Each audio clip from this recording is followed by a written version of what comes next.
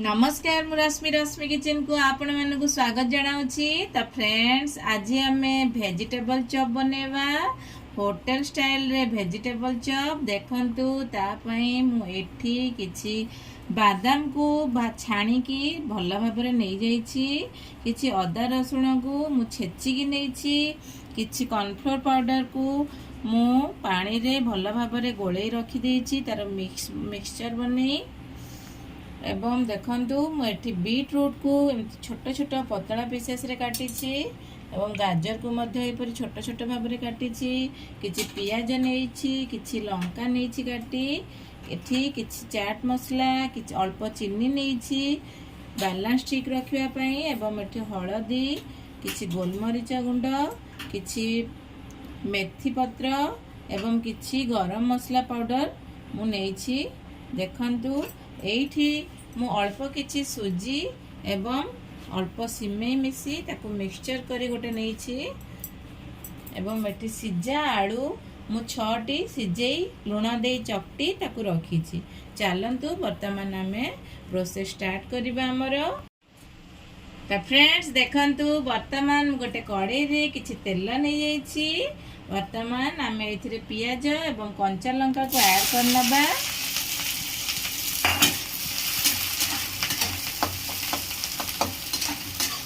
आपको आम हल्का गोल्डन ब्राउन कलर है जाए भाजवा। देखो बर्तमान आमर पियाज हल्का गोल्डन ब्राउन कलर हो सारी आम ये छेचिकी रखि रसुण एवं अदा को ऐड करवा। रसुण अदा छेचिकी दबा द्वारा ता फ्लेवर बहुत बढ़िया लगी थाए।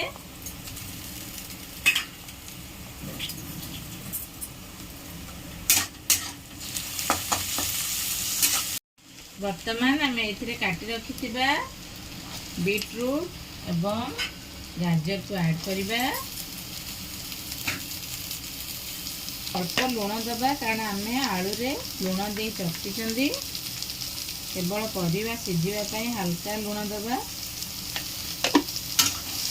तो वर्तमान आम कवर करिकी किसी समय फ्राए करवा। देखो आमर परिवार अल्प अल्प पानी बाहरी जाइए। वर्तमान आम ये जो मसला रखी थे ताको सब ऐड करदबा।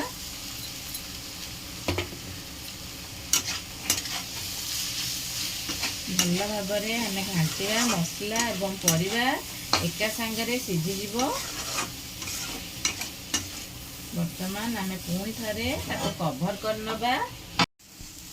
वर्तमान आम ये भाजी रखि बादाम सब को ऐड करनबा।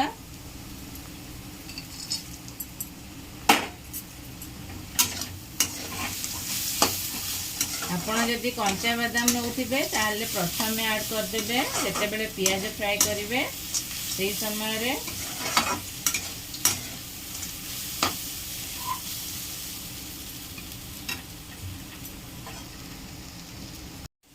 वर्तमान आमर पनीपरिया सब रेडी हो सारी, फ्राए हो सारी।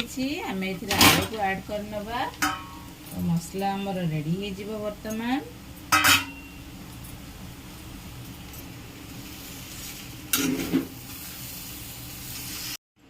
देखो वर्तमान आमर वेजिटेबल चॉप पे मसला रेडी हो सारी।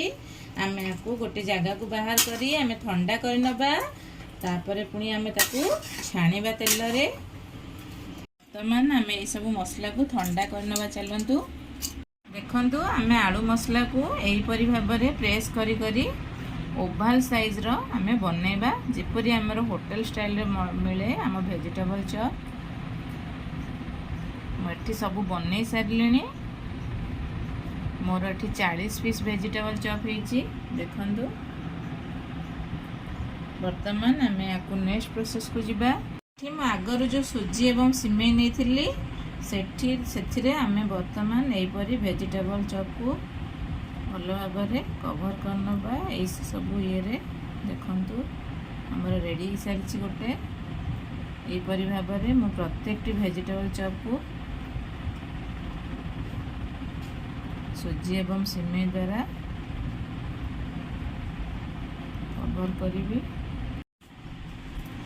मुझे सुजी नहीं जहाँ आम सब बेले घरे आमर एवेलेबल थाए सुजीटी।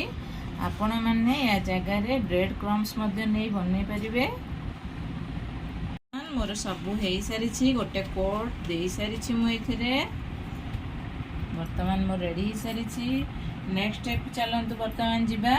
तो फ्रेंड्स मु गोटे कड़ाई रे तेल नहीं जाइए। मो तेल बर्तमान गरम हो सारा। देखु मुझे जो कॉर्नफ्लोर बैटर टी रेडी करी रखी सेटा को आमे बर्तमान एथिरु गोटे हमर पीस नबा एवं एपरि भाबरे डीप करी आमे तेल रे छाड़ीबा। हल्का डीप करिवे, बेसी प्रेशर देबेनी।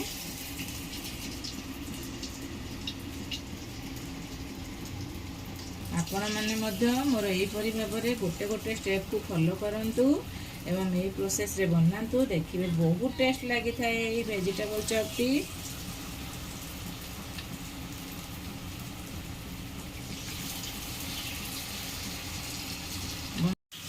तो यहीपरि भाव में हल्का फ्राए करवा मैंने।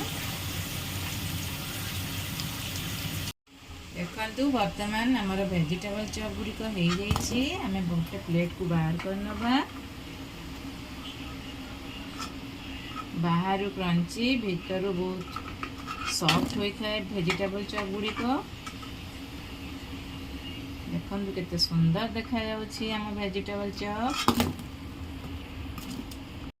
देखु आम वेजिटेबल चॉप गुड़िक किपरि भाबरे तार आमे जो सुजीर कोटिंग टी देथिले एवं आमे जो कॉर्नफ्लोर स्लरी रे डीप करी आमे छाणी थिले ता द्वारा हमर वेजिटेबल चॉप रो ऊपर टी बहुत क्रिस्पी हेतिला एवं भीतर टी बहुत सॉफ्ट हेतिला। एवं तेल जेते बेले आपण गरम करिवे मीडियम गरम थिबो आपण वेजिटेबल चॉप को छाणीबे। आपण मानकू मोर वेजिटेबल चॉप टी किपरि लागिला कमेंट बॉक्स रे जणेबे। निश्चित घरे ये प्रोसेस रे ट्राई करंतु। देखंतु बाकी वेजिटेबल चॉप मध्य मोर हो सारी। आपण कलर जानी पारुथिबे केते सुंदर केते डिलीशियस देखा जाउछि एवं केते टेस्टी मध्य होइथिबो। तो फ्रेंड्स देखंतु मोर super tasty delicious vegetable chop ready हो सारी। बाहर केते क्रिस्पी अच्छी भीतर केते सॉफ्ट अच्छी। आपण माने कलर देखि जानि पारथिबे बहुत टेस्ट हेतिला। आपण मानकु जदि मोर ए रेसिपीटी पसंद आसुथाए ताहाले मो चैनल को लाइक शेयर सब्सक्राइब करबा को भूलिबेनी एवं पाखर थिबा बेल आइकन को प्रेस करंतु मोर नुआ नुआ वीडियो रो नोटिफिकेशन पांतु। रहिली नमस्कार, धन्यवाद, जय जगन्नाथ, थैंक यू, बाय।